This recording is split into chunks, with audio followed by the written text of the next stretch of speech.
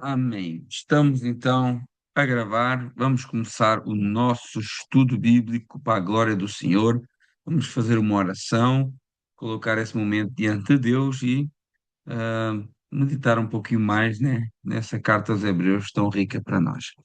Senhor, meu Deus e meu Pai, obrigado. Te agradeço, ó Pai, por esta oportunidade, por podermos estar aqui unidos para aprender mais do Senhor e crescer em graça e conhecimento, né, da Sua palavra. Senhor, que o teu Santo Espírito possa estar a trabalhar no nosso meio, na nossa vida, no nosso coração, e que tudo o que for falado, tudo o que for feito, tudo o que for ministrado aqui nesta noite, que seja para o louvor da tua glória, Pai. Guia as nossas vidas, em nome de Jesus. Amém. Irmãos, Hebreus capítulo 5. Então continuamos aqui na carta aos Hebreus, uma carta riquíssima, que tem esse objetivo maravilhoso, que é também um objetivo nosso como igreja e como cristãos, que é provar e demonstrar que Jesus é melhor do que qualquer outra coisa. Eu acho que isso não é só o tema da carta aos Hebreus. O tema da carta aos Hebreus é também o tema de todo cristão. Mostrar e provar que Jesus é melhor do que qualquer coisa, né? Então, essa carta aqui que ninguém sabe bem quem escreveu, né? Uns dizem que é Paulo, outros não pensam que não seja Paulo, mas foi escrita para pessoas que certamente eram da cultura judaica, que certamente conheciam a cultura judaica, numa altura em que os judeus estavam tentados, né? Eles sentiam-se tentados a voltar para o judaísmo, e o objetivo da carta é precisamente isso: olha, não voltem para o judaísmo, porque Cristo é melhor. E é como eu digo, o tema da carta e o objetivo da carta é também, ou deveria ser, o lema de vida de todo cristão, né? Exortar e anunciar para todas as pessoas que não há nenhum lugar que a gente possa voltar senão para Jesus Cristo. E aqui o escritor ele usa esse medo de voltar para as sombras, né? Ele fala sobre esse retrocesso na fé, mas no dia a dia da igreja nós vemos pessoas regredindo na fé, não para voltar para o judaísmo, porque nós não estamos num contexto judaico, mas muitas vezes para voltar para o mundão, né? Para voltar para o pecado, para voltar para a maneira fútil de viver, como diz lá em 1 Pedro capítulo 1, verso 18, né? Que não foi com ouro nem prata que foste comprados da maneira fútil, inútil de viver. E muitos às vezes querem voltar para essa maneira inútil de viver. Então, esse é o tema da carta aos Hebreus, mas para um público mais judaico. Então, era voltar para uma religiosidade vazia, uma religiosidade que já tinha cumprido o seu propósito. Desde o capítulo 1 até o capítulo 4, é a apresentação de Jesus, é uma apresentação gloriosa, majestosa de Jesus, principalmente no capítulo 1, mas nos outros capítulos também. Então, ele começa o capítulo 1 falando: olha, antigamente Deus falou de várias maneiras aos profetas, né? Mas agora ele fala pelo Filho, né? O Filho que é herdeiro de todas as coisas, criador, a expressão exata do ser de Deus, sustentador de todas as coisas, deixando bem claro que os anjos são servos, mas Cristo é filho. Isso é o tema do capítulo 1, né? Então, como uma advertência que não podemos tratar Jesus como qualquer um, né? Ele não é apenas mais um profeta, ele não é um anjo, ele é o próprio Deus revelado. E depois, no capítulo 2, esse perigo de negligenciar a salvação, né? Olha, se a palavra que era transmitida pelos anjos tinha importância e tinha um peso, quanto mais a salvação anunciada pelo Senhor Jesus, né? Jesus que se fez homem, que sofreu, que foi tentado, que venceu a morte e que destruiu o poder do diabo. Então, o maior perigo aqui do capítulo 2, a advertência é o perigo de negligenciar essa mensagem que o próprio Filho, não mais anjos nem profetas, tinha trazido. E também Cristo que sofreu e que entende as nossas lutas. Depois, no capítulo 3, o tema era a Cristo como superior a Moisés. Moisés havia sido fiel como servo, mas Cristo não é servo. Cristo, ele foi servo, mas ele é filho, né? Então, maior importância tem o filho, do que o servo, né? Então, a advertência do capítulo 3 é não endurecer o coração, para não ficar pelo caminho como um povo no deserto. Começa aqui uma comparação, desta promessa e do perigo das pessoas negligenciarem a promessa, as palavras, dando o exemplo daqueles que caíram no deserto por causa da dureza do coração. No capítulo 4 voltou essa comparação da igreja, do povo que estava querendo voltar para o judaísmo, que estava com o coração duro, essa comparação entre esse povo da igreja daquele tempo e da igreja de hoje com o povo lá do deserto, que também ficou prostrado, mas uma mensagem de esperança. Olha, aquele povo entrou na Terra Prometida, mas a Terra Prometida era uma sombra do que viria. Então, o verdadeiro descanso ainda está disponível, mas não mais num lugar geográfico, mas numa pessoa que é Jesus, né? Esse é o tema do capítulo 4.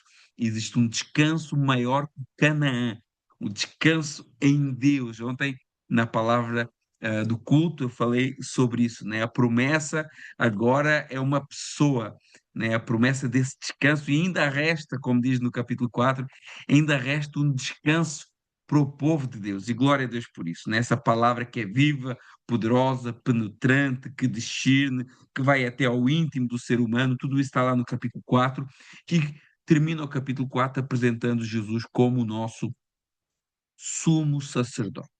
Então, até aqui, Hebreus mostrou quem é Jesus e a sua superioridade. Agora começa a mostrar o que é que ele fez por nós como sumo sacerdote.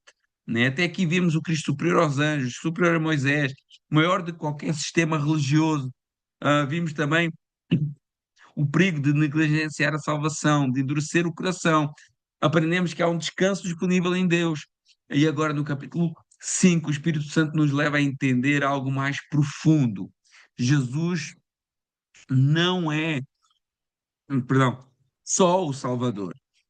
Ele é o nosso sumo sacerdote que intercede por nós diante de Deus. Agora, em Hebreus 5, ele desenvolve esse tema, ele mostra o que é um sumo sacerdote, como Cristo cumpre esse ofício perfeitamente, mostra que Cristo não se exaltou a si mesmo, que ele aprendeu a obediência por meio do sofrimento, que ele foi constituído sumo sacerdote segundo uma ordem mais antiga e superior à ordem levítica, à ordem araônica, e faz uma repreensão, esse texto aqui de Hebreus 5 faz uma repreensão pela imaturidade espiritual daqueles que eram os leitores desta carta, que estavam a negligenciar essas verdades profundas, importantes, uh, para ir atrás de coisas sem nenhum sentido. Então, este capítulo é uma ponte entre a apresentação de Cristo como sacerdote e o grande desenvolvimento do sacerdócio de Cristo que virá agora nos capítulos seguintes. Para falar do sumo sacerdote é preciso dar um pouco de contexto histórico e cultural e religioso, né? O que era o sumo sacerdote no judaísmo, né? No sistema do Antigo Testamento, os irmãos viam que existia todos aqueles sacrifícios, todos aqueles rituais religiosos, e havia um sumo sacerdote que era o representante do povo diante de Deus. Ele tinha um papel central no culto israelita, especialmente no dia da expiação. Por exemplo, a gente lê lá em Levítico capítulo 16, quando ele entrava no lugar santíssimo, que era o lugar mais interior do tabernáculo ou do templo, depois, a partir de Salomão, e é onde estava a Arca da Aliança com os querubins, e uma vez por ano, só o sumo sacerdote entrava lá, que aquilo representava a presença de Deus, para oferecer o sacrifício dos pecados. Mas também era o sumo sacerdote que matava os animais, que oferecia todo o culto. Ele estava ali envolvido como uma figura central deste culto, como uma pessoa que nos leva até Deus, que faz essa mediação. cria essa ponte entre os homens e Deus. E o sumo sacerdote, no contexto religioso judaico, era a pessoa que fazia isso, né? Ele era escolhido de entre os homens, então Deus escolheu dentre os homens Araão, para ser a linhagem por onde todos os sumos sacerdotes deveriam sair. Então, todos os sumos sacerdotes tinham que ser filhos de Araão.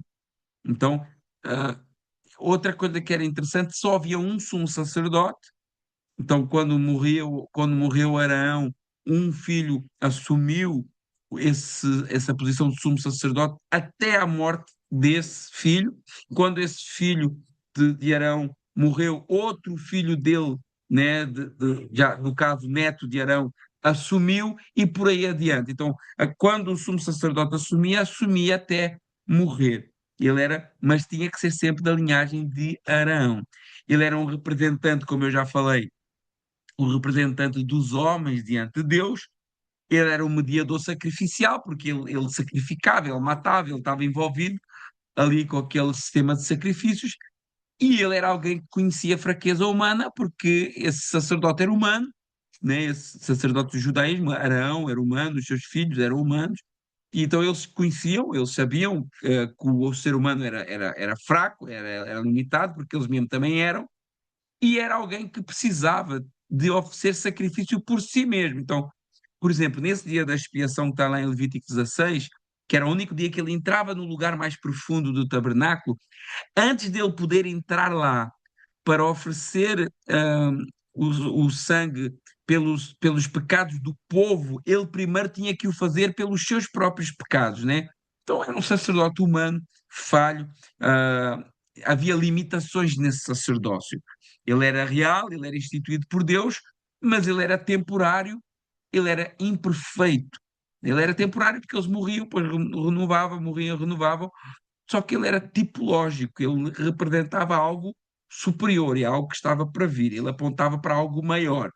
Os sacerdotes morriam, os sacrifícios se repetiam e o pecado nunca era removido definitivamente. Tudo isso apontava para a necessidade de um outro sumo sacerdote que fosse permanente e perfeito e eterno, né?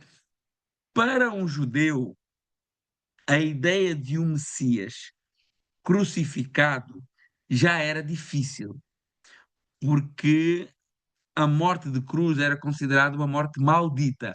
Então, para um judeu, a ideia de um Messias que morresse crucificado já era escândalo. Mas a ideia de um Messias que fosse também sumo sacerdote, ou seja, porque o Messias não era da linhagem de Levi, o Messias seria da linhagem de Judá. Então, a ideia de um Messias que morresse na cruz já era escandaloso, que fosse sumo sacerdote já era mais surpreendente ainda, porque se ele vem da tribo de Judá, ele não é da tribo de Levi, então não pode ser filho de Arão, né? E por isso que o autor aqui vem dizer que Jesus é sacerdote por um fundamento superior, por uma linhagem superior, por uma linhagem anterior à linhagem de Arão. E nós já vamos entender isso, né? Ou seja, ele é o Messias, sim, da tribo de Judá, que vem, o filho de Davi, só que o facto dele ser um sumo sacerdote, ele já é sumo sacerdote não da ordem de Araão, que tinha que ser da tribo de Levi, mas de uma ordem anterior a essa, um fundamento superior a esse, e o texto vai falar da ordem de Melquisedeque, né? E nós já vamos falar sobre isso. Vamos entrar no texto ainda, 14 minutos, já foi só para essa pequena introdução. Hebreus capítulo 5, né? Então tudo o que eu falei aqui é mais ou menos o que vai ser tratado. Hebreus capítulo 5, verso 1, e o escritor aos Hebreus já começa falando: porque todo o sumo sacerdote, sendo tomado dentre os homens, é constituído a favor dos homens nas coisas concernentes a Deus, para oferecer dons e sacrifícios pelos pecados. Então, ele já começa definindo a função do sumo sacerdote, né? Ele começa a definir, olha, ele é tomado entre os homens, o sacerdote tinha que ser humano, né? Ele não representava anjos, nem nenhuma figura distante, ele vinha do meio do povo, que enfatiza aqui uma identificação com o povo, Ele era constituído a favor dos homens, ou seja, ele agia como um representante, ele comparecia diante de Deus em favor do povo, era um mediador, um advogado nas coisas concernentes a Deus. Então, ele já começa aqui o capítulo 5 explicando o que é que esse sacerdote fazia, como eu já dei nessa introdução. Então, a função sacerdotal dizia respeito à relação entre o homem pecador e um Deus santo, como uma ponte para oferecer ofertas e sacrifícios pelos pecados. Uh, e isso era a essência do ofício do sumo sacerdote: apresentar ofertas a Deus, especialmente ofertas ligadas à expiação do pecado. Mas não eram só essas ofertas, atenção, havia outros tipos de ofertas. Nem todas as ofertas que o sumo sacerdote apresentava eram ofertas uh, ligadas ao pecado. Havia outros tipos de ofertas. Nós temos vários tipos de ofertas, por exemplo, no livro de Levítico. O livro de Levítico apresenta ali alguns tipos de oferta. Por exemplo, a oferta em holocausto, que era uma oferta que era regular, de manhã e à tarde, diária, podia ser feito por qualquer pessoa, e o objetivo aqui não era perdão de pecados, por exemplo, era uma consagração para Deus, né? Uma adoração, uma entrega de vida, né? Então, o tema aqui do holocausto, essa oferta em holocausto, é tudo é teu, Senhor, né? Por exemplo, o voto do Jefté. O voto de Jefté foi um voto de uma oferta em holocausto, então uma consagração ao Senhor, não foi uma oferta para pedir perdão por seu pecado. Então, só para trazer aqui um contexto, que nem todas as ofertas eram para perdão de pecados. Tem, por exemplo, a segunda oferta, que é a oferta de manjares, né? Que eram ofertas de gratidão a Deus também. Por exemplo, dedicar o fruto do seu trabalho.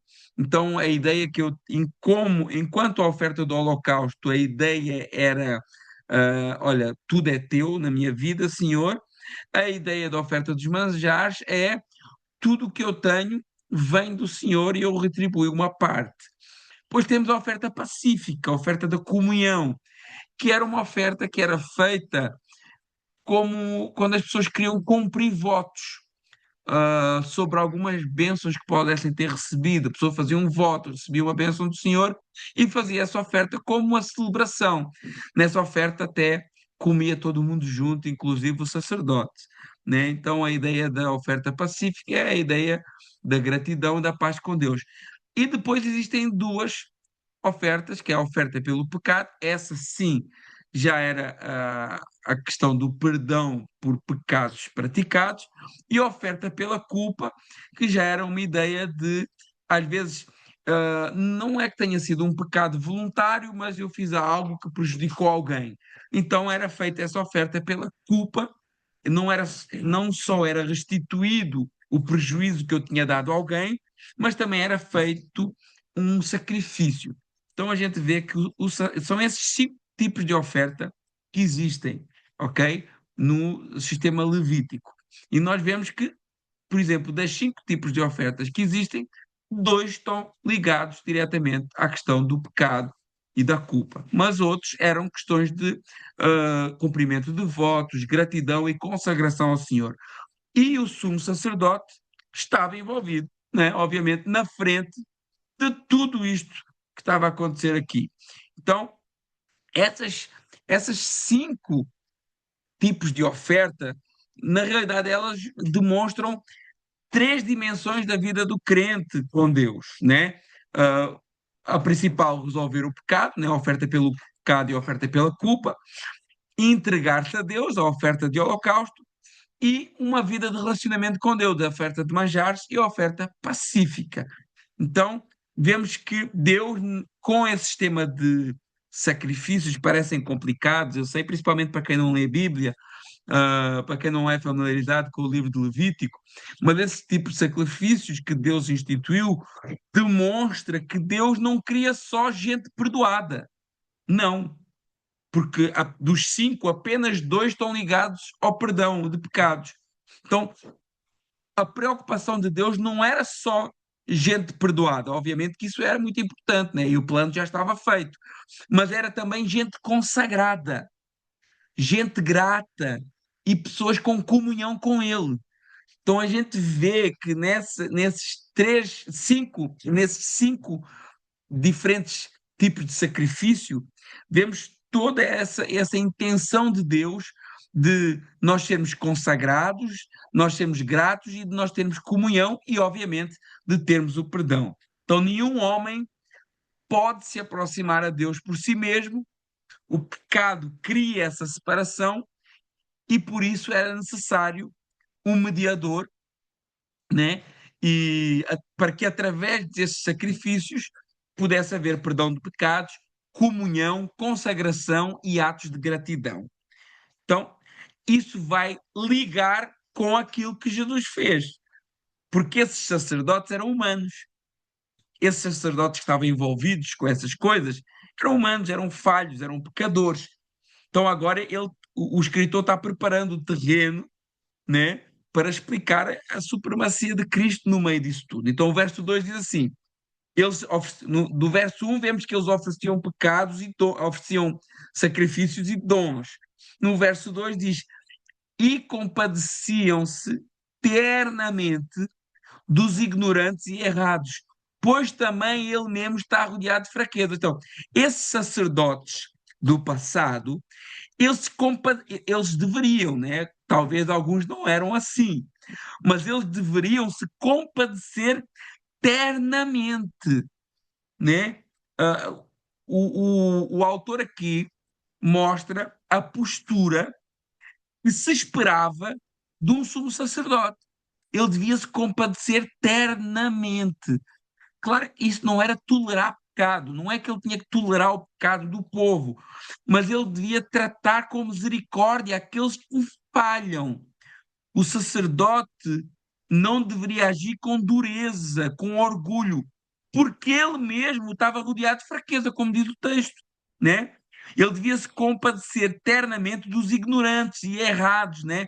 Está referindo aqui àqueles que pecavam, seja por fraqueza, seja por ignorância, por desvio, por instabilidade, né? Não significa que eles eram inocentes, mas pessoas que se extraviavam e que precisavam de restauração.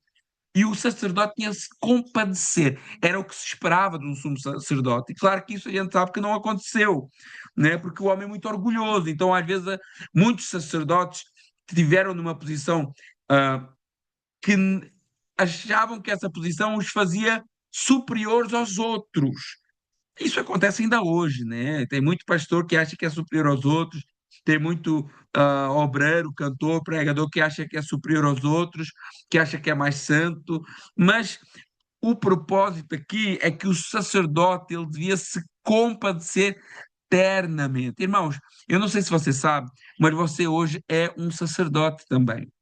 Então, essa expectativa que existia sobre os sacerdotes de se compadecer ternamente dos ignorantes e errados é uma expectativa que está sobre a sua e sobre a minha vida também. De olhar para as fraquezas dos nossos irmãos e nos compadecermos ternamente, com afeto, com misericórdia, com graça, com ternura, é o que o texto está a falar, com ternura. Porque o texto diz: pois nós também estamos rodeados de fraquezas. Então, o sacerdote humano sabia o que era fraqueza, porque ele próprio era fraco. E isso deveria impedi-lo de servir com arrogância. Oh, meus irmãos, olha como é que isso é poderoso para nós, porque nós hoje somos geração eleita, sacerdócio real. E o que Deus espera de nós é isso: é que a gente ah, se compadeça de uma maneira terna para com aqueles que falham, para com aqueles que erram. E hoje nós falhamos tanto nisso, porque quando alguém erra, quando alguém falha, nós temos até alguma arrogância, né? Olha, eu vi, né? Estás a ver? Ó, eu falei, ó, não era tudo mentira, era tudo felicidade, ó. Tá vendo? Ó, é tudo crente da boca para fora. A gente tem essa atitude, mas isso não é o que Deus espera de nós como sacerdotes que Ele nos elevou, né? Então, vemos que esse texto aqui fala tanto connosco que a gente já podia ter muito assunto aqui. O sacerdote, ele tem que se compadecer. Você tem que se compadecer. Quando você vê alguém caído, alguém errando, alguém falhando, alguém ignorante, como diz aqui o texto, se compadeça ternamente, porque você e eu, nós também estamos rodeados de fraquezas. Esse texto é maravilhoso. Hebreus 5:2, guarde Hebreus, eu vou guardar, né? Então, quem ministra ao povo deve lembrar-se da sua própria fragilidade. Olha que poderoso isso aqui. Quem ministra deve lembrar-se da sua própria fragilidade, deve ter consciência da sua própria fraqueza, e isso deve produzir nele humildade, compaixão, ternura. É o que o texto diz. Ternura, não soberba, não brutalidade, não insulto, não ofensa. Irmãos, tem certo homem que diz que o evangelho é um mendigo falando para outro mendigo onde tem pão. Os dois carentes necessitados da mesma graça, da mesma solução, porque quem prega a palavra, ele é tão carente da palavra que ele está pregando do que aqueles que estão ouvindo. Irmãos, Hebreus 5:2, guarde na sua memória. Você e eu, como sacerdócio real que somos hoje, segundo o apóstolo Pedro, devemos nos compadecer com ternura dos ignorantes e errados, pois nós também estamos rodeados de fraquezas. Verso 3. E por esta causa, deve ele, tanto pelo povo, como também por si, fazer oferta pelos pecados. Como eu falei, o sumo sacerdote, como ele é falho, como ele está rodeado de fraquezas, antes dele se apresentar diante de Deus para interceder pelo povo, ele mesmo tem que ofertar pelos seus próprios pecados, né? E aqui está a grande limitação do sacerdote, do sumo sacerdote terreno. Ele oferecia sacrifícios pelo povo, mas primeiro ele oferecia sacrifícios por si mesmo. E aqui o escritor está mostrando como que o sacerdócio levítico era imperfeito. O sacerdote podia representar o povo, é verdade. Deus o tinha levantado para isso. Mas ele mesmo era um pecador e necessitado da expiação. Ele apontava para algo superior a ele. Isso é um grande contraste com Cristo que o escritor de Hebreus está fazendo aqui, porque Jesus também é sacerdote, mas com uma diferença absoluta. Ele não precisava de oferecer sacrifício por si mesmo, porque ele era sem pecado. Então, nenhum líder humano é suficiente como Salvador. Pastores, sacerdotes, líderes espirituais são falhos. Somente Cristo é o sumo sacerdote perfeito. E é essa a tese que o escritor de Hebreus está trazendo aqui. Verso 4. E ninguém toma para si essa honra, senão o que é chamado por Deus de Arão. Ou seja, ninguém podia dizer assim: olha, eu vou ser sumo sacerdote. Não. Tinha que ser chamado por Deus. Tinha que ser chamado por Deus. Como Arão era chamado por Deus. Arão e a sua família foi chamado por Deus para ser sumo sacerdote. Ninguém pode trazer para si essa honra de interceder pelo povo, de interceder diante de Deus. Ninguém. O sacerdote não era uma carreira escolhida por ambição pessoal. Não, não, não, não, não. Ninguém toma para si essa honra. O ofício sacerdotal não podia ser usurpado, não era fruto de vontade própria, de estatuto, de influência, de uma autoexaltação, senão o que é chamado por Deus. O verdadeiro sacerdote, ele era nomeado por Deus, como Arão era, em sua linhagem. Arão foi chamado sobremaneiramente pelo Senhor para exercer esse sacrifício. Então, ministério, isso também nos fala alguma coisa para nós hoje, porque assim como o ministério sacerdotal não era uma autoproclamação, tinha que ser da família que Deus escolheu, hoje funciona da mesma forma. Ministério não é autopromoção. O chamado verdadeiro sempre vem de Deus. Ninguém se estabelece legitimamente diante de Deus sem designação divina. Não tem como. E funciona ainda hoje, funciona assim. O chamado de Deus não vem do homem, vem de Deus. É o que o escritor está dizendo aqui. Ninguém toma para si essa honra, senão o que é chamado por Deus. Ministério não é conquista. Ministério não é ambição pessoal. Ministério não é título. É uma vocação divina. O exemplo de Arão. Arão não se colocou como sumo sacerdote. Ele foi chamado por Deus. E não é porque ele era muito bom, não. E não é porque ele era muito bom, porque no mesmo momento em que Deus está separando Arão para sumo sacerdote, ele está lá embaixo fazendo um bezerro de ouro.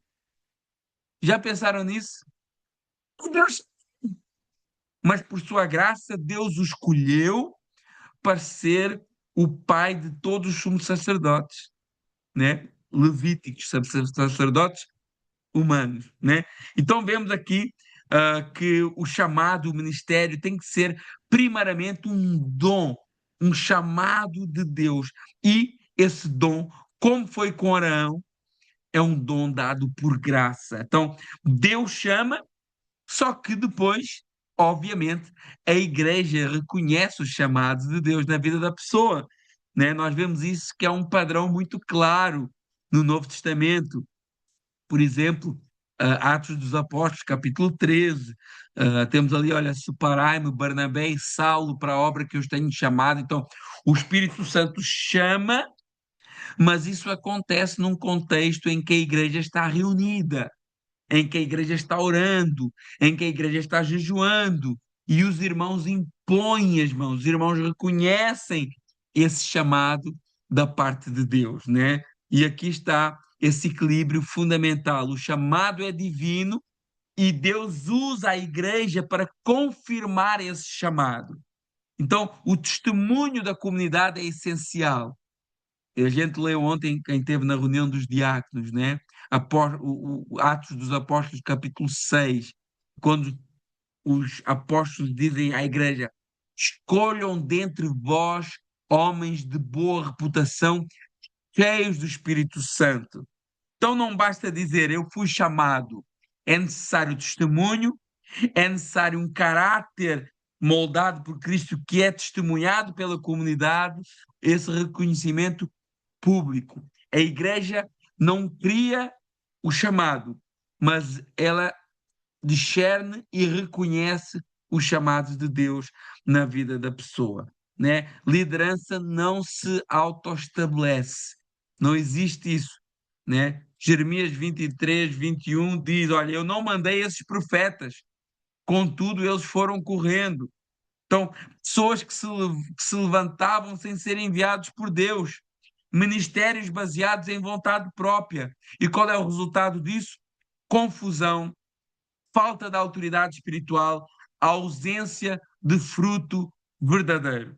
Então nós vemos que Deus chama internamente, convicção no coração, direção do Espírito, uma vida que confirma externamente esse chamado, caráter irrepreensível, vida ajustada, testemunho, e uma igreja que conhece publicamente, como Atos capítulo 14, como Atos capítulo 6, né?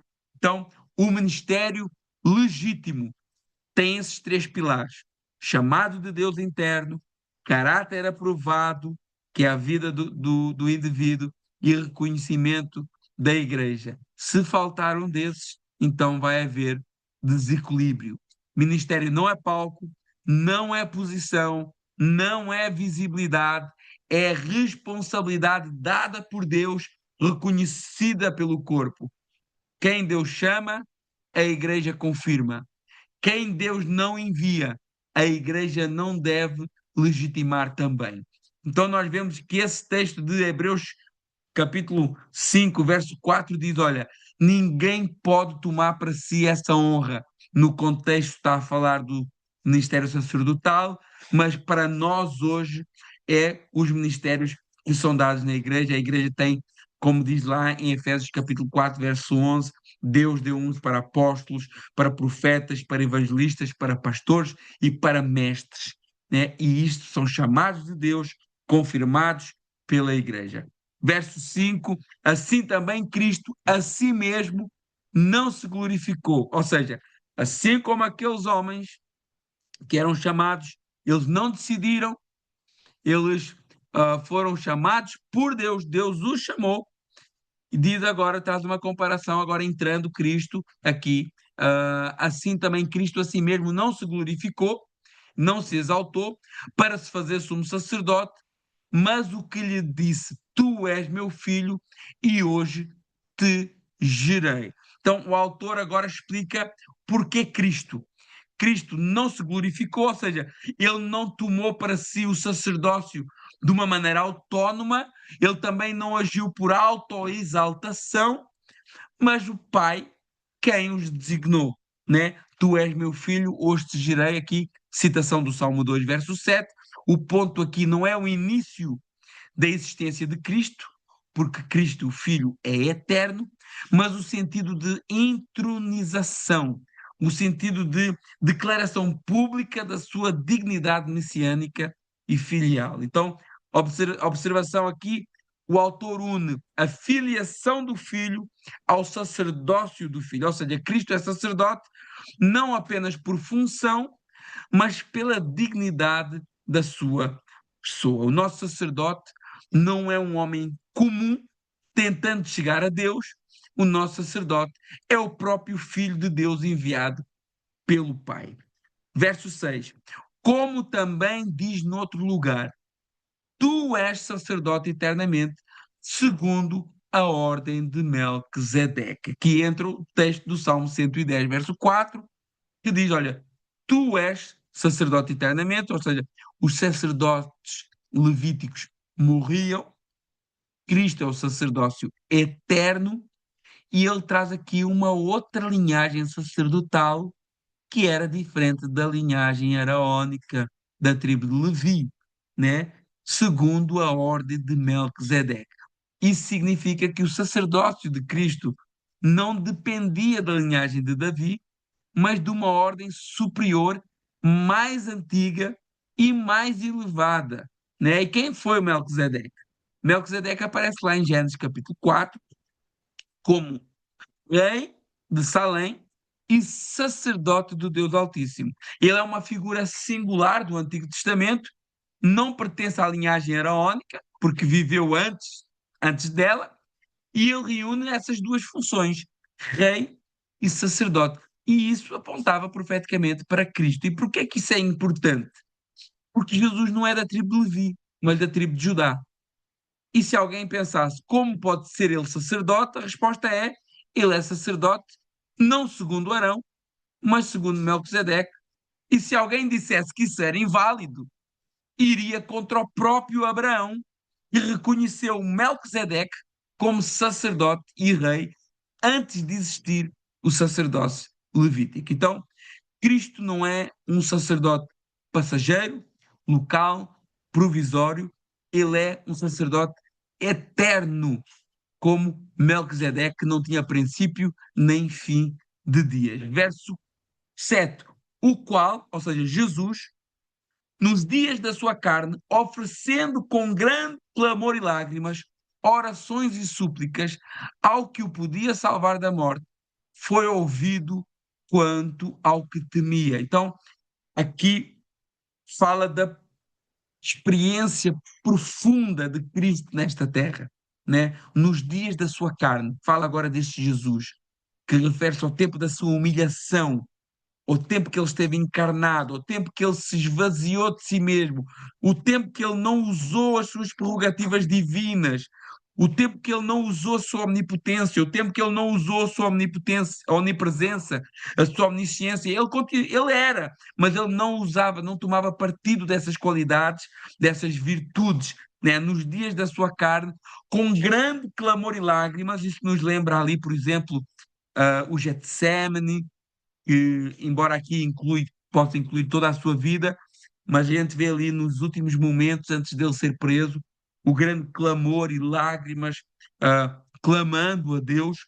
Então nós vemos que Jesus não viveu uma humanidade superficial, ele viveu uma humanidade real, sentiu dor real, angústia real, aflição real, né? Diz que ele orou com súplica aquele que podia livrar da morte. Jesus se dirigiu ao Pai em total dependência e foi ouvido, conforme diz aqui o texto. Isso não significa que ele foi poupado de morrer, pois de facto morreu, mas significa que ele foi ouvido no sentido de ser sustentado, aprovado e finalmente vindicado pela ressurreição, ou seja, autenticado pela ressurreição. E isso foi algo maravilhoso, né? Quanto ao que temia, a ideia aqui envolve ah, essa reverência piedosa, submissão santa, o temor, né? Ele sabia que estava prestes a carregar todo o pecado da humanidade sobre ele. Obviamente que era um momento que ele não queria passar por isso, um momento que seria um momento de grande dor, de grande peso para ele, e era isso que ele temia, né? A morte ele não temia, porque ele diz: Olha, eu dou e volto a tomá-la, mas o peso do pecado de toda a humanidade sobre a vida dele, e era isso que ele temia, né? Então Cristo sabe o que é sofrer, Cristo sabe o que é chorar, Cristo sabe o que é agonizar em oração. O nosso sumo sacerdote não é frio e nem distante, ele conhece a dor humana por experiência própria, né? No verso 8 dizia ainda que era filho, aprendeu a obediência por aquilo que padeceu, né? Era filho, não aprendeu, o aprendeu a obediência aqui não quer dizer que ele era desobediente antes disso, né? Mas que ele experimentou, né, a obediência em sua expressão concreta, dentro de uma condição humana, dentro de um sofrimento.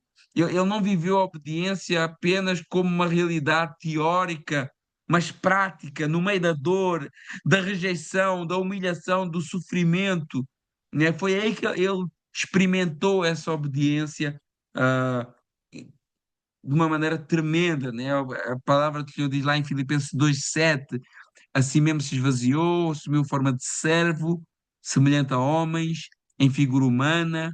No verso 8, se humilhou, sendo obediente até à morte. Não quer dizer que não tenha sido antes, né? Mas obediente em situação extrema, né? O sofrimento foi o campo de batalha no qual a obediência do Filho se manifestou plenamente.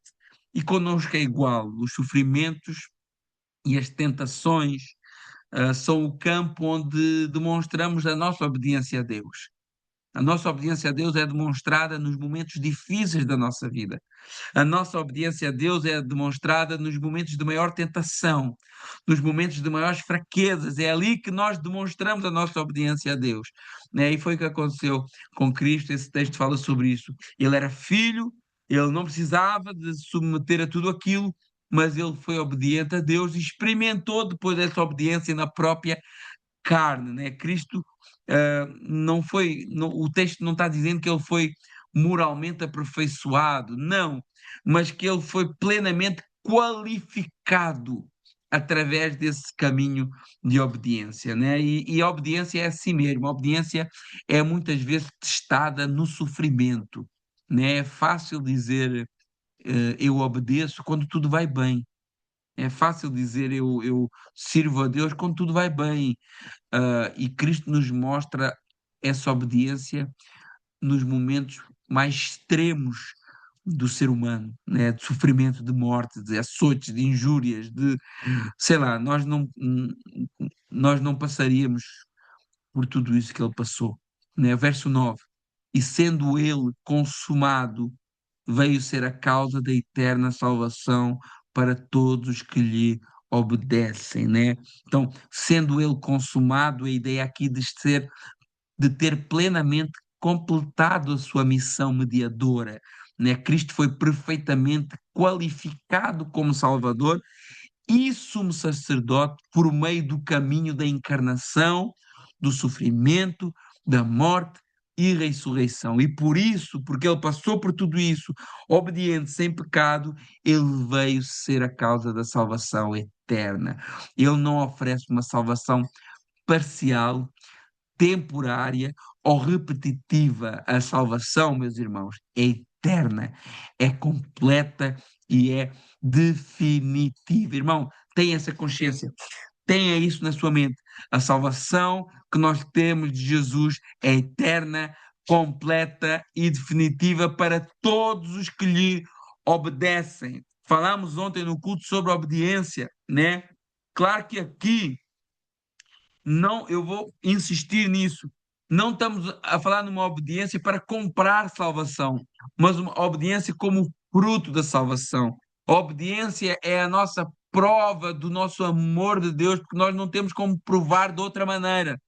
Não tem como provar de outra maneira. A única maneira que nós temos de provar o nosso amor a Deus é obedecendo à sua palavra, né? Isso é a prova, o fruto dessa fé verdadeira, dessa fé que nos salvou, né? Que o nosso nome está verdadeiramente escrito lá naquele livro antes da fundação do mundo, né? Porque não tem esse negócio, a gente às vezes ora, né? Isso é coisa das igrejas pentecostais, eu acredito, né? Que eu mesmo já fiz essa oração, irmãos. Então eu estou a falar, mas não estou criticando e não criticando, mas eu mesmo já fiz essa oração. Quando alguém recebe o Senhor, a gente escreve o nome dele no livro da vida. Irmãos, esse livro já está escrito antes da fundação do mundo, né? E essa, esse fruto da fé que nós manifestamos através da obediência é a prova que o nome já está lá escrito antes da fundação do mundo, né? Jesus, ele não é apenas um exemplo moral para nós. Ele é a causa eterna da salvação. Sem ele, meus irmãos, não há salvação. Sem ele não vale a pena. Se não é Jesus, nós somos os mais miseráveis de todos os homens. E esse Jesus que veio a ser, como diz no verso 9, a causa eterna da salvação para todos os que lhe obedecem, no verso 10 diz: chamado por Deus, sumo sacerdote, segundo a ordem de Melquisedeque, conforme o salmo que nós lemos diz, né? O autor repete esse ponto central: Cristo foi chamado por Deus, assim como os sacerdotes terrenos também foram chamados por Deus. Então, o seu sacerdócio é legítimo, é divino, é legítimo, porque ele é chamado por Deus, é divino, porque ele também é o próprio Deus, ele não morreu, ele é eterno e ele é superior, porque todos os outros sacerdotes eram falhos e terrenos ilimitados. Aqui o tema Melquisedeque reaparece e o autor vai aprofundar ainda mais isso. Mas antes dele aprofundar essa questão de Melquisedeque, ele interrompe a tese para repreender os ouvintes, né, por sua imaturidade. Então agora do verso 11 ao verso 14 muda o foco, né? Ele corta o assunto no verso 11. Olha, do qual, né, Melquisedeque, ele está querendo falar, do qual muito temos para dizer de difícil interpretação, mas vós vos fizeste negligentes para ouvir. Então, o autor estava aqui explicando, né, que Jesus era superior, ele vem de uma ordem mais antiga, uma ordem sem princípio nem fim de dias, uma ordem que foi confirmada por Abraão, lá em Gênesis 14, né? Ele é o próprio Filho de Deus, ele é eterno. O autor estava falando disso, estava a falar do Melquisedeque e ele interrompe abruptamente e ele diz: Olha, nós temos muitas coisas para dizer, verso 11, sobre esse personagem aí, e é de difícil interpretação, portanto, vós vos fizeste negligentes para ouvir. Ou seja, eu quero falar mais sobre Melquisedeque e o sacerdócio de Cristo, São coisas de difícil interpretação, não porque a verdade de Deus seja confusa em si, mas porque ela exige maturidade espiritual para ser assimilada, e vós têm sido negligentes para ouvir. Então, o problema não era apenas intelectual, era também espiritual. Esses ouvintes desta carta se tornaram lentos, preguiçosos para ouvir a palavra de Deus, né? Então a gente vê que muitas vezes o problema não é falta de ensino, mas falta de disposição espiritual para receber o ensino. É isso que o escritor aos Hebreus muda o assunto completamente e vai dar uma advertência a esse povo bruta. Olha o verso 12. Porque, já devendo ser mestres pelo tempo, ainda necessitais de que vos torne a ensinar quais sejam os primeiros rudimentos das palavras de Deus, e vos haveis feito tais que necessitais de leite e não de sólido mantimento. Essa parte aqui é muito parecido com as palavras de Paulo, né? Ah, ele diz, olha, vocês já deviam ser mestres. Eu queria falar mais sobre Melquisedeque, só que são realidades espirituais que se entendem a nível espiritual e vocês ainda são muito carnais. Ele diz lá aos Coríntios, as coisas espirituais se discernem espiritualmente e aquele que é natural, carnal, não consegue discerni-las. Irmãos, tem coisas, quando a gente fala assim, ai, o cara fez isso e aquilo, e agora eu quero arrebentar com ele, e a gente diz assim, não, meu irmão, vai lá e dá um abraço nele, ama ele, trata ele bem. O carnal vai dizer, não, esse cara é doido, esse homem é doido, não? Como é que eu vou tratar bem alguém que me trata mal? Por quê? Porque o carnal não entende as coisas espirituais. Né? Então, estou dando só esse exemplo, né? E o escritor está, vocês já deviam ser mestres, vocês já têm tanto tempo de caminhada, vocês já deveriam ter amadurecido suficientemente até para se instruírem uns aos outros. Irmãos, nós temos uma igreja, às vezes, que ah, as pessoas já deviam estar, era todos pregando, era todos ministrando palavra em células, em cultos do lar, nos cultos, nas atividades. Já deveria ser assim. Então, a gente vê que às vezes não tem a ver que o pastor não dá oportunidade, não tem a ver com isso, mas às vezes as pessoas não se aplicam. As pessoas ficam às vezes em confusão por coisinhas parvas. E isso demonstra a imaturidade das pessoas. Como é que a gente vai dar oportunidade para pessoas dessas? Então, o escritor está dizendo, vocês já deviam ser mestres. Vocês já deviam estar ensinando, mas vocês ainda têm que receber o leitinho. Vocês já deviam estar servindo o povo com mantimento, com alimento sólido. Mas vocês ainda necessitam dos primeiros rudimentos. Ora, em vez de avançar, vocês estão precisando voltar ao básico.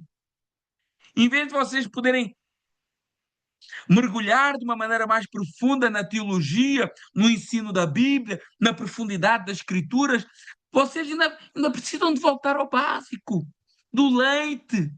E o leite representa aqui o ensino elementar, não é? Mas a gente precisa de tomar o alimento sólido, a doutrina mais profunda, o alimento para crentes maduros, né?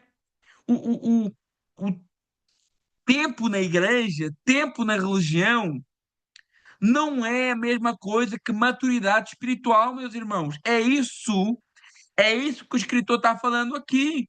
Não é porque é o primeiro crente da igreja, desde que ela abriu, não é porque é os antigos, e também não é porque é os novos. Nada disso define maturidade espiritual. É possível frequentar um ambiente da fé por muito tempo e ainda assim permanecer infantil espiritualmente. É isso que o escritor está falando. E não é por falta de ensino. Não é por falta de ensino, não é por falta de estudo, não é por falta de oportunidade, é por falta de maturidade espiritual para ouvir, para aprender as palavras de Deus, para conseguir olhar para a palavra e ver Jesus na palavra, para conseguir olhar para um texto, por exemplo, como nós pregámos ontem de Êxodo capítulo 12, e ver Jesus naquele quadro ali de uma maneira perfeita. Olhar para um texto de Davi e ver ali o Messias já em algumas ações daquele homem. Olhar para Moisés como um tipo do libertador que viria. Conhecer a doutrina, conhecer as verdades bíblicas, porque hoje a gente faz umas perguntas que é que quando eu falo isso não é para intimidar ninguém. Agora não vou fazer perguntas porque vai parecer que eu sou infantil. Não é isso. Não é isso que eu estou falando. Eu amo receber perguntas. A coisa que mais me dá prazer é quando alguém me manda uma mensagem pelo WhatsApp: Pastor, eu tenho dúvidas nisso e naquilo. Irmãos, façam isso. Perguntem, isso é bênção, é maravilhoso. Nós tivemos, por exemplo, ali no sábado, aquele churrasco, e falámos de Bíblia, e falámos de. Pai, foi maravilhoso, isso é lindo, é maravilhoso. Mas o problema é que há pessoas que estão a rejeitar o conhecimento bíblico, estão a rejeitar a profundidade que há na palavra de Deus. Então, isso é importante. A Bíblia diz que a gente deve crescer em graça e conhecimento do Senhor. E tem pessoas que desprezam, por exemplo, a teologia. Não, porque a teologia, a letra mata. Irmão, não faz sentido isso, não faz sentido. Isso é uma apologia à burrice. Isso é um desprezo pelo conhecimento. É pessoas que só querem ficar no leitinho, mas têm um alimento mais sólido, têm doutrina mais profunda para ser desenvolvida, para ser aprendida. Isso não é, obviamente, que o foco disso não deve ser nós desfilarmos conhecimento, não tem nada a ver com isso, mas para que a gente possa estar preparados para responder com mansidão a razão da nossa fé, como diz a palavra lá, o apóstolo Pedro. Porque se chega um testemunha de Jeová à sua porta, ou à minha porta, ele vai falar umas coisas que quem não tiver profundidade da palavra vai ficar confuso. Vai ficar confuso. A prova disso é que, por exemplo, há uns anos atrás eu vi uma pesquisa que no Brasil 40% dos testemunhas de Jeová eram ex-evangélicos. Por quê? Porque não aprofundam o conhecimento da Bíblia. Não conhecem a palavra, desprezam o estudo bíblico, desprezam o conhecimento, desprezam a teologia. Aí quando aparece lá um testemunho de Jeová com meia dúzia de textos decorados, que é o que acontece, a pessoa fica assim: epá, não estou sabendo como responder esse camarada aqui. Não estou a saber responder esse camarada aqui. Aí, se bobear, o cara te leva lá para a testemunha de Jeová, ou para o Adventista, ou até para os mormons. Então nós vemos como é necessário. A gente gosta do leite, eu amo leite. Irmãos, eu amo leite. Eu acordo de noite, de madrugada, eu vou ao frigorífico, se for preciso eu bebo um litro de leite fresco. É a coisa mais boa, meus irmãos. Mas quando me tiram uma picanha com arroz e feijão, nossa, que maravilha! Que maravilha! E é isso, é esse exemplo que a gente tem que gostar do básico, é bom, é proveitoso, mas vamos mais fundo, vamos aprofundar o nosso conhecimento. O meu desejo, olha, o meu desejo, meus irmãos, é que todos os irmãos da igreja fizessem um curso básico de teologia. Vocês iam ver como abre a mente para a palavra, o conhecimento.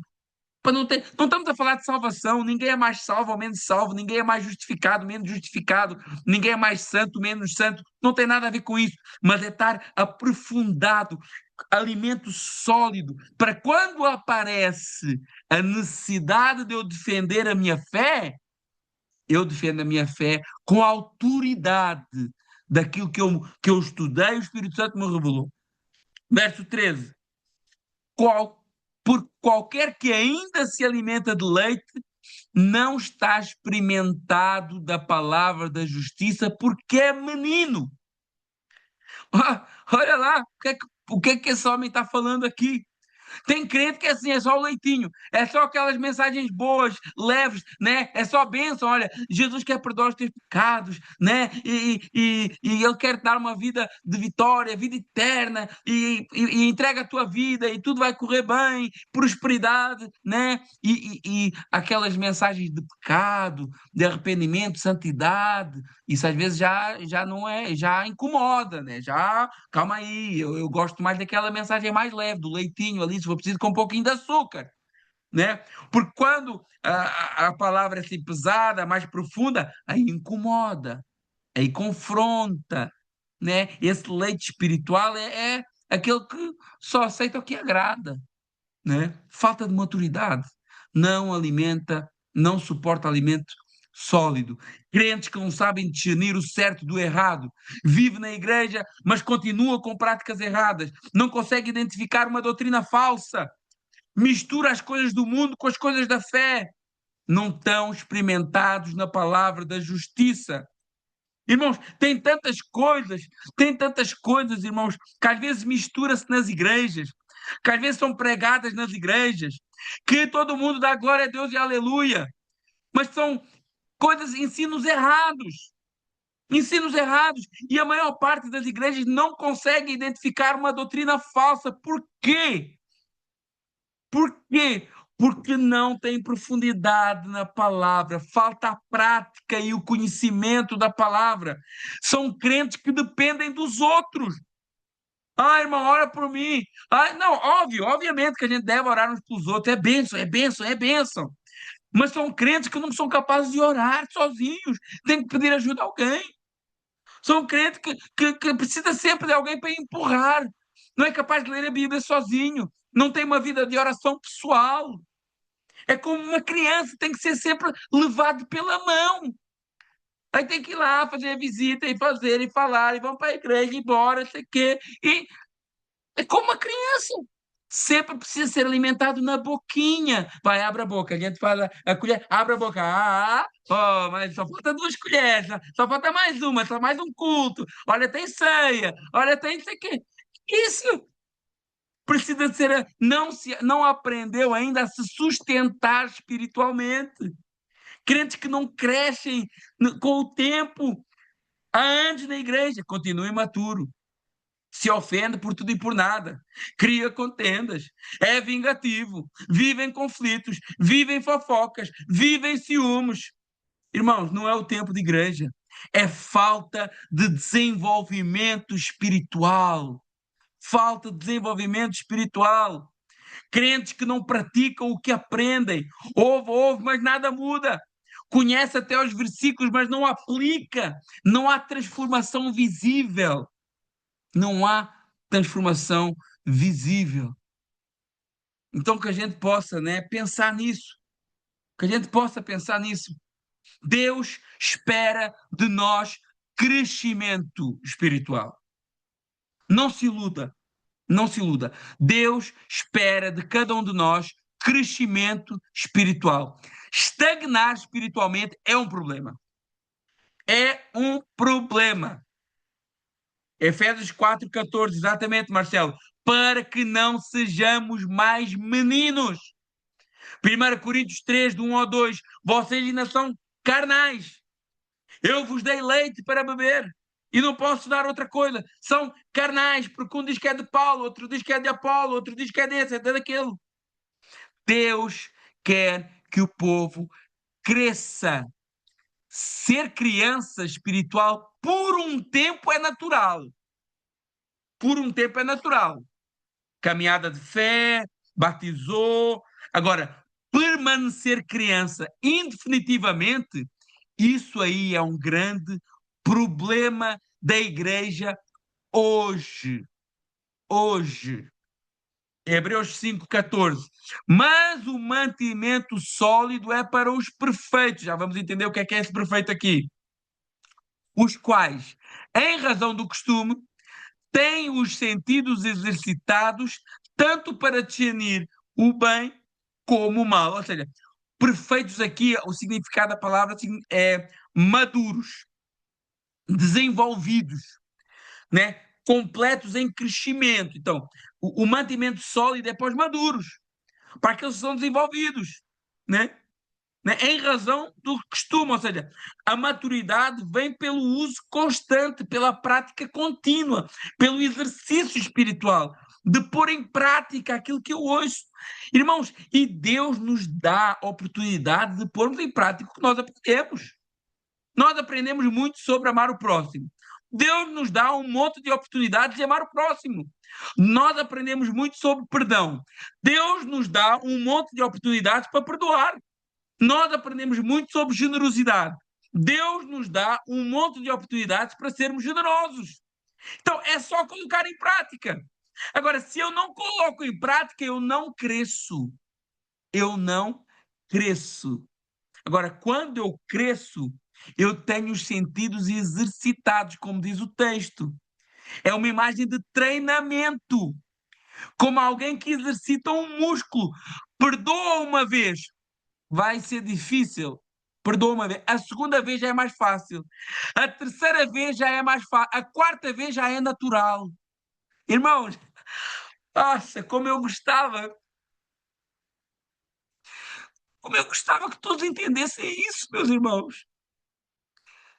Nós temos que exercitar. Ai, custa muito porque me magoou muito. Custa, a primeira vez, você não está habituado, custa. Agora, para quem está exercitado, não custa nada. Para quem está exercitado, dar o braço a torcer não custa nada, meus irmãos. Para quem está exercitado, pedir perdão mesmo quando não tem culpa, não custa nada, porque ele já está exercitado, ele já é maduro. Glória a Deus. É como quem exercita o músculo no ginásio. O crente amadurece pela prática constante da palavra para discernir tanto o bem como o mal. Maturidade espiritual produz discernimento espiritual doutrinário e prático. Aleluia. Glória a Deus. Discernimento não surge do nada. É fruto de uma exposição contínua à palavra, de uma obediência prática, de um exercício espiritual. E isso vai provocar um crescimento em Cristo Jesus. Amém? Meus irmãos, Deus abençoe, obrigado a todos. Hoje tivemos um pouquinho mesmo, é feriado, mas depois a gente vai disponibilizar lá no YouTube também. E que a gente possa essa palavra, irmãos, olha, eu nem tinha nem preparado nada assim, mas Deus é bom. E que a gente possa crescer, crescer na graça e do conhecimento do Senhor Jesus e nos agarrar esse grande sumo sacerdote que é superior a qualquer outro sacerdote que alguma vez existiu. Amém? Irmãos, vamos orar, vamos agradecer a Deus. Senhor, meu Deus, meu Pai, muito obrigado.